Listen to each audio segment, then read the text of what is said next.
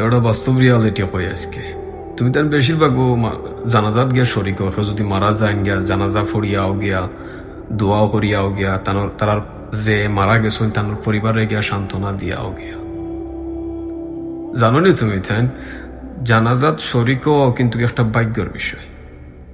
অনেক মানুষ আছে যে তার নিজের পরিবারের মানুষের ফ্যামিলির মানুষের পরিস্থিতির শিকারও কারণে গিয়া জানাজাত শরিক হইতে পারে না গিয়া, কিন্তু তুমি যদি জানাজাত ফড়ার যাও একটা ভাগ্য, একটু একটা আল্লাহর রহমত।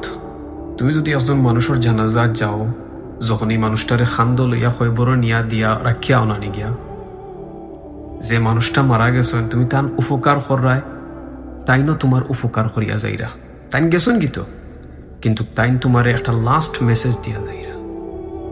ও মেসেজটা দিরা যে আমিও একসময় বাঁচিয়া আসলাম দুনিয়ায়, আমার কাছে টেকা আছিল, দন আছিল, সম্পদ আছিল, দুনিয়ার কোনো শখ বাকি রাখছি না, সবটা মিটাই লিছি, কিন্তু ও দেখো আমার আসল ঠিকানা তুমি আমার রাখিয়া যাইরা। লাগে তুমি এখনো বাঁচিয়া আছো, তোমার কাছে সময় আছে, খারাপ খাম থেকে বিরত হইয়া তুমি আল্লাহর পথে ও মেসেজটা তাই তোমারে দিয়া যায় না। একটাবার চিন্তা করিয়া দেখছো নি? না, আল্লাহ সব সঠিক বুঝ দিবার তৌফিক দান করতা। আমিন।